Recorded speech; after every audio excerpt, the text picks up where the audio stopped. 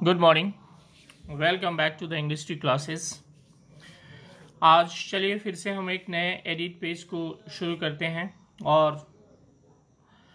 इस एडिटोरियल का जो टाइटल है वो है कॉशियस बट फर्म। कॉशियस का मतलब होता है सचेत रहना और फर्म का मतलब होता है दृढ़ रहना, यानी कि हिलना डुलना नहीं और डरना नहीं। तो कहने का मतलब भारत को सचेत रहना चाहिए लेकिन दृढ़ भी रहना चाहिए।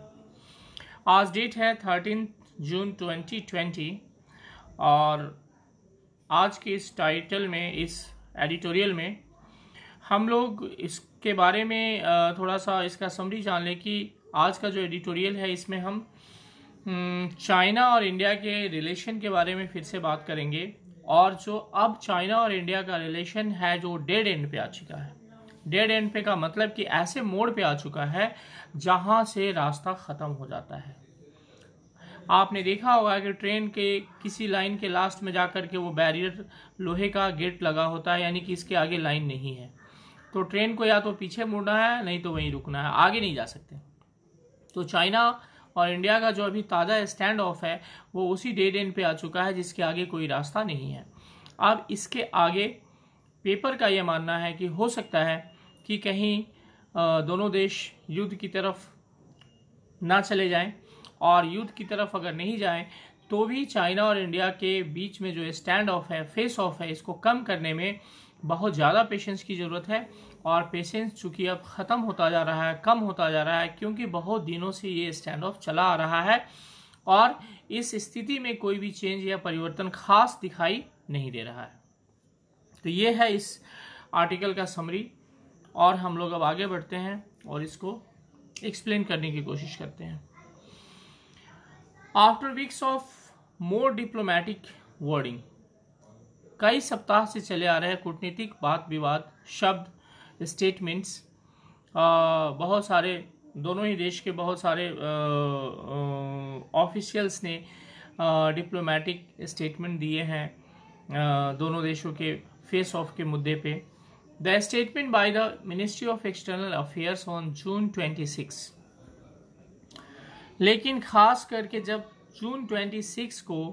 जो स्टेटमेंट आया है MEA के द्वारा, MEA ministry of external affairs यानी कि विदेश मंत्रालय के द्वारा जो जून 26 को जो स्टेटमेंट आया है, appears to signal that patience in dealing with Beijing is reaching a dead and.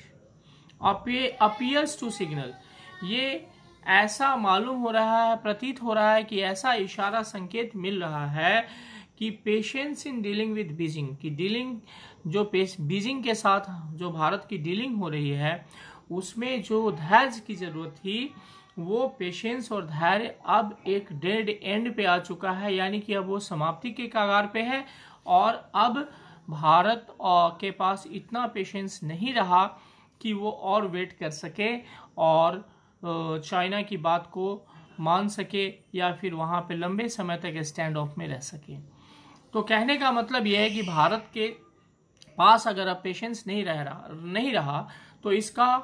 Consequence क्या होगा, इसका परिणाम क्या होगा कि एक परिणाम ये भी हो सकता है कि हो सकता है भारत और चीन दोनों अब युद्ध की तरफ आगे बढ़े और नियर फ्यूचर में वॉर शायद हो सकता है। ऐसा जरूरी भी नहीं है, अभी हर कोशिश की जा रही है कि वॉर को टाला जा सके, लेकिन स्थिति को देखते हुए ऐसी एक संभावना बनती है कि शायद युद्ध की तरफ दोनों देश जा रहे हों। The statement said publicly, statement में खुल्लम खुला ये बात कही गई है, for the first time since reports of the stand of. और ये इस तरीके का जो स्टेटमेंट है, ये स्टैंड ऑफ के बाद पहली बार, स्टैंड ऑफ जब से शुरू हुआ है, जब से दोनों की सेनाएं आपस में भिड़ी हैं, उसके बाद पहली बार ये इस तरीके का स्टेटमेंट आया है that the Chinese build up and clashes with Indian troops including the Galwan valley incident on June 15 in which 20 Indian soldiers were brutally killed has a larger context। तो जो स्टेटमेंट है उसमें ये पब्लिकली ये कहा गया है, खास करके स्टैंड ऑफ शुरू होने से अब तक का ये पहला स्टेटमेंट है कि जो चाइनीज बिल्डअप हैं और जो क्लैशेस यानी कि भिड़ंत जो हुई थी इंडियन ट्रूप्स के साथ, जिसमें गैलवान वैली की घटना भी शामिल है 15 जून को, और उस घटना में 20 भारतीय सैनिक बुरी तरीके से उनकी निर्ममता से हत्या कर दी गई थी, हैड अ लार्जर कॉन्टेक्स्ट। अब इसका एक बड़ा आयाम है इस घटना का, या ये जो इंसिडेंस है, अब इसके कंसिक्वेंसेज, इसके परिणाम जो हो सकते हैं वो व्यापक हो सकते हैं, बड़ा हो सकता है। और लार्जर कॉन्टेक्स्ट का मतलब बहुत बड़ा परिणाम या बहुत बड़ा इसका संदर्भ हो सकता है, यानी इसके मायने अब बदल सकते हैं। Moving away from previous statements, अपने पिछले के स्टेटमेंट से अलग हटते हुए, किनारा करते हुए, और पिछला स्टेटमेंट जो दिया जाता था MEE के द्वारा, उसमें that alluded to the clashes in the May as quite routine. तो पिछले स्टेटमेंट्स में ये कहा गया था, ये संकेत दिया गया था कि जो मई के महीने में जो क्लैश हुए थे वो रूटीन क्लैश था। क्लैश मतलब झड़प। तो झड़प जो हुई थी दोनों सेनाओं के बीच में वो रूटीन झड़प थी, यानी कि ऐसा होते रहता है बॉर्डर और LAC के पास में। And born from difference in perception, और वो जो झड़प थी उसका मुख्य कारण ये था कि डिफरेंस इन परसेप्शन, यानी दोनों देशों की जो LAC के बारे में जो सोच समझ थी उसमें अंतर की वजह से। LAC में कोई खास एग्जैक्ट मार्किंग और लाइन अप नहीं होती है, वो एक दोनों के मन में आपसी सहमति से बनी हुई एक जगह होती है जो कि LAC के रूप में जानी जाती है। और कभी कभार ज्योग्राफिकल सिचुएशन चेंज होने पे, बर्फबारी पे, या फिर बहुत सारी चीज़ों पे चेंज होने पे वो परसेप्शन जो है वो चेंज होता रहता है, क्योंकि वहाँ पे एग्जैक्ट डिमार्केशन नहीं होता है। तो वही कह रहा है पेपर कि डिफरेंस इन परसेप्शन, दोनों देशों की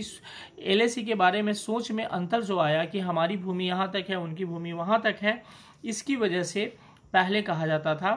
कि झड़प होती थी। The MEA said that PLA behavior this year was a shift from the past.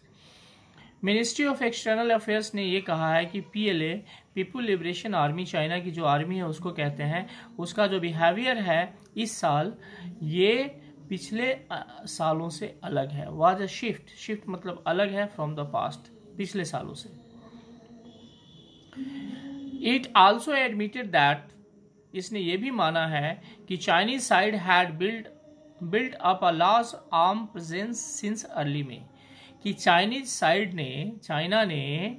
Early में, मई के शुरुआत से ही वहाँ पे एक लार्ज आर्म प्रेजेंस, बहुत बड़ी सैनिकों का जमावड़ा, टैंकों का जमावड़ा कर लिया है, बहुत व्यापक पैमाने पे अपने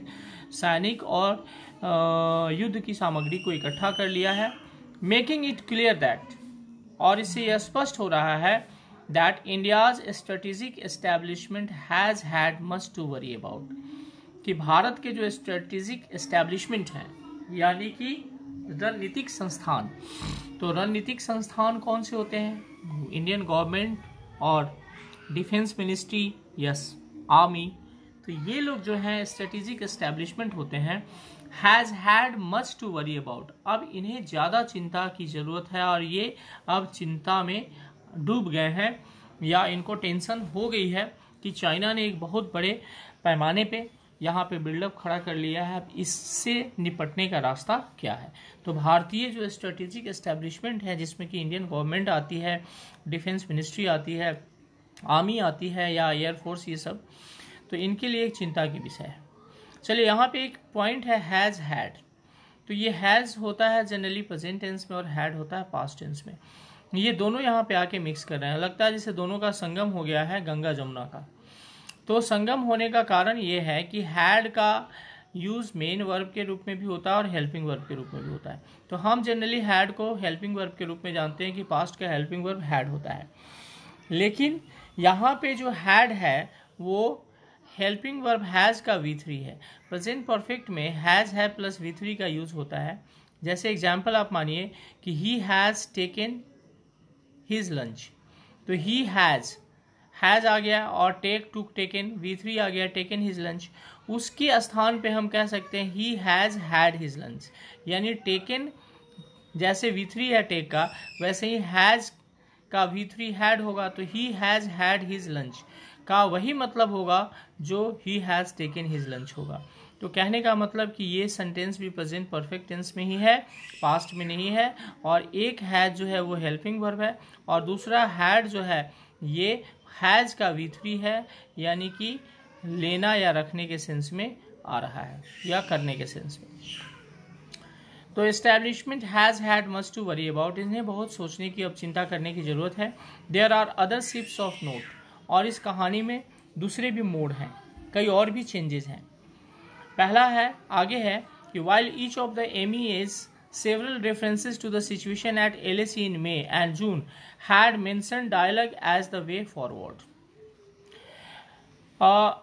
Each of the MEAs several reference, MEA ने जब भी इशारा किया या जब भी बात की तो सिचुएशन के बारे में, टू द सिचुएशन, जब भी उस सिचुएशन को रेफर किया LSE पे मई और जून के महीने में, had mention dialogue as the way forward, तो हर बार MEA ने यही कहा है कि समस्या से निपटने का एकमात्र रास्ता है डायलॉग, बातचीत। It's latest statement makes it clear that, लेकिन हाल के जो स्टेटमेंट आए हैं MEA के, ये स्पष्ट कर रहा है कि it is China's responsibility to restore peace and tranquillity along the LSE, कि ये चाइना की जिम्मेवारी है कि LSE के पास में पीस एंड ट्रैंक्विलिटी, शांति अमन कायम रखे, ये चाइना की जिम्मेवारी है, विदाउट साइटिंग फर्दर डायलॉग। और MEA ने ये कहा है, कह दिया है कि अब आगे बातचीत होगी या नहीं होगी इसका ब्यौरा MEA ने नहीं दिया है, without citing further dialogue. It warned that a continuation of the current situation would only vitiate the atmosphere. इसने चेताया है कि continuation of the current situation, कि जो करंट हालात हैं अगर ये इसी तरीके से जारी रहें, कंटिन्यू रहें, तो would only vitiate the atmosphere, तो ये माहौल को सिर्फ और सिर्फ बिगाड़ेंगे, माहौल को ये बिगाड़ेंगे, शांति के वातावरण को नुकसान पहुंचाएंगे। फॉर द रिलेशनशिप, हमारे बीच जो रिलेशनशिप है इंडिया चाइना के बीच, इसको भी खराब करेंगे। Indicating that the current status को इज अनएक्सेप्टेबल, और भारत ने यह भी कह दिया कि हाल का जो वर्तमान की जो यथा स्थिति वहां पे बनी हुई है, जो स्थिति है इंडियन और चाइनीज फोर्सेस की, ये अनएक्सेप्टेबल है, यानी भारत इसको नहीं मानता है। India cannot accept the current status quo and India wants that China should maintain status quo ante, यानी पूर्व में मई या अप्रैल के महीने में जो स्टेटस को था उसको चाइना मेंटेन करे, करेंट स्टेटस को भारत नहीं मानता है। In dealing the number of clashes, और जो क्लैशेस हुई हैं, जितनी भी झड़प हुई हैं, अगर नहीं इन डिटेलिंग है उसकी अगर व्याख्या करें तो the use of unauthorised violence on June 15, तो 15 जून को जो अनऑथोराइज्ड वायलेंस हुई थी, हिंसा हुई थी, and the sheer numbers of troops and weaponry amassed, और जो व्यापक संख्या में ट्रूप्स यानी सैनिक और जो हथियार वगैरह वहां पे इकट्ठा किए गए हैं, the government is pointing out that China has violated every agreement on border peace. Government ये पॉइंट आउट कर रही है, ये संकेत दे रही है कि चाइना ने बॉर्डर पीस पे हर एग्रीमेंट का उल्लंघन किया है। वायलेट मतलब उल्लंघन करना, हर एग्रीमेंट, पीस एग्रीमेंट, शांति समझौते का उल्लंघन किया है। That the two sides have committed to since the 1993 agreement, जो कि दोनों ही देशों ने 1993 के समझौते के बाद प्रतिबद्ध थे उस एग्रीमेंट को मानने के लिए, और उसी एग्रीमेंट को चाइना ने तोड़ दिया है। यहाँ ग्रामर के पॉइंट ऑफ व्यू से देखिए कि एवरी के बाद एग्रीमेंट आया है, यानी सिंगुलर नाउन आया है, तो ये याद रखिएगा कि ईच, एवरी, आइदर, नाइदर, इन सब के बाद जो नाउन आता है वो भी सिंगुलर आता है और वर्ब भी सिंगुलर आता है। लेकिन अगर ईच के बाद ऑफ आ जाए, यानी each of, either of, neither of आ जाए, तो वहाँ उसके बाद आने वाला नाउन प्लुरल होता है और वर्ब सिंगुलर होता है। जैसे ईच बॉय इज इंटेलिजेंट होगा, ईच के बाद बॉय भी सिंगुलर और इज भी, वर्ब भी सिंगुलर। लेकिन ईच ऑफ आ जाएगा तो ईच ऑफ द बॉयज, यानी कि अब नाउन प्लुरल हो गया, बॉयज हो गया, लेकिन वर्ब सिंगुलर होगा। Each of the boys is intelligent, are intelligent नहीं होगा। अगला जो है ग्रामर का पॉइंट वो है have committed to since the 1993 agreement. अब यहाँ पे कमिट के साथ में प्रीपोजिशन टू का यूज़ होता है। तो यहाँ टू के बाद देखिए आप कोई वर्ब का फर्स्ट फॉर्म भी नहीं आ रहा है कि हमें लगता है कि 2+V1 बन रहा है, या कोई ING फॉर्म भी नहीं है। लेकिन चूंकि कमिट का प्रीपोजिशन टू है तो ये अपने प्रीपोजिशन को साथ में लेकर के आया है। और अगर यहाँ प्रीपोजिशन नहीं आता तो भी बहुत लोगों को लगता है कि ये सेंटेंस सही है, लेकिन ये सेंटेंस गलत हो जाता। तो कहने का मतलब ये रहा कि जो वर्ड जिसके साथ प्रीपोजिशन लगता है जनरली वो अगर वो वैसा सेंस देना चाहते हैं तो वो अपने साथ प्रीपोजिशन को लेके चलते हैं। In short the message is this, कुल मिला के कहा जाए तो मैसेज ये है कि not only is the situation at the LAC of concern, कि LAC पे जो सिचुएशन है सिर्फ वही चिंताजनक नहीं है, ऑफ कंसर्न यानी चिंताजनक नहीं है, but China's actions have also probably undone decades of careful negotiation on the boundary, बल्कि चाइना के जो हाल के एक्शंस हैं, हाल की जो चाइना की कार्रवाई है, इसने भी शायद दशकों से चले आ रही जो केयरफुल नेगोशिएशंस है, जो बातचीत है, जो वार्तालाप होती थी, आपसी तालमेल बैठता था, उसको बर्बाद कर दिया है। आप यहाँ पे देखिए नॉट ओनली के बाद इज का यूज हुआ है। ये पहले के भी कुछ एक दो एडिटोरियल में मैंने इस बात पे चर्चा की है कि अगर कोई क्लॉज या sentence not only, so, never, ever, only, इन सब से अगर ये शुरू होता है क्लॉज, तो उस क्लॉज में या उस सेंटेंस में इन वर्ड के बाद सीधा वर्ब आता है और उसके बाद सब्जेक्ट आता है, और इसको हम इन्वर्जन का रूल कहते हैं। और ये इन्वर्जन का रूल लागू होता है सेंटेंस में एम्फेसिस लाने के लिए, जोर लाने के लिए। तो ये सेंटेंस है not only is the situation at the LAC, इसको ऐसे भी लिखा जा सकता था not only the situation at the LAC is of concern, लेकिन नहीं, इन्वर्जन यहाँ रूल लगता है। तो याद रखिएगा, ये पीछे के भी एडिटोरियल में इस बात पे चर्चा की गई है। इन्वर्जन के वाले सेंटेंस में सब्जेक्ट के पहले हेल्पिंग वर्ब आ जाता है, लेकिन सेंटेंस इंट्रोगेटिव नहीं होता है। Given all that the MEA statement now acknowledges, ये बात मानते हुए कि MEA जो स्टेटमेंट है अब इस बात को मान रहा है कि it is only inevitable the government will face proving questions on it's silence, कि अब ये आवश्यक हो गया है, इट इज़ ओनली इनएविटेबल, ये आवश्यक हो गया है कि गवर्नमेंट अब प्रूविंग क्वेश्चंस, बहुत ज़बरदस्त सुलगते हुए सवाल गवर्नमेंट को अब सामना करना पड़ेगा, सुलगते हुए सवालों का, ऑन इट्स साइलेंस, किस बात पे, तो गवर्नमेंट जो अब तक चुप्पी रखी है इस बात पे गवर्नमेंट को ज़बरदस्त सवाल के घेरे में गवर्नमेंट आएगी। When such a large troop mobilisation by China threatened Indian frontiers weeks ago, खास करके कि जब इतनी बड़ी संख्या में चाइना के ट्रूप का मोबिलाइजेशन हो रहा है भारत के फ्रंटियर्स में, यानी भारत के सीमा क्षेत्र में या भारत के सीमा के पास में,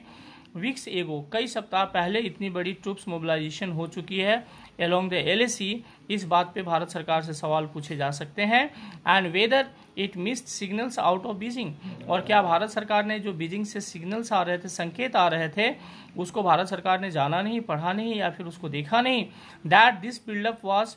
इंटेंडेड, कि ये बिल्डअप होने वाला है, ये सेना इतनी बड़ी संख्या में सामने LAC के पास आने वाली है, क्या भारत सरकार ने इस संकेत को जाना नहीं। Other questions remain about prime ministers Modi's insistence, और पेपर दूसरा सवाल कर रहा है कि ये दूसरा जो क्वेश्चन है या दूसरे जो क्वेश्चंस हैं ये हैं प्राइम मिनिस्टर नरेंद्र मोदी के इस जिद पे, उनके इस इंसिस्टेंस पे, जिद पे, and the MEA's consistent stand, और मिनिस्ट्री ऑफ एक्सटर्नल अफेयर्स के लगातार इस रुख पे भी सवाल उठता है कि that Chinese troops have not come across the LAC, कि दोनों ने मिलकर ये कहा कि चाइनीज जो ट्रूप्स हैं, सेना है, वो LAC के इस पार नहीं आई हैं, एंड दैट देयर हैव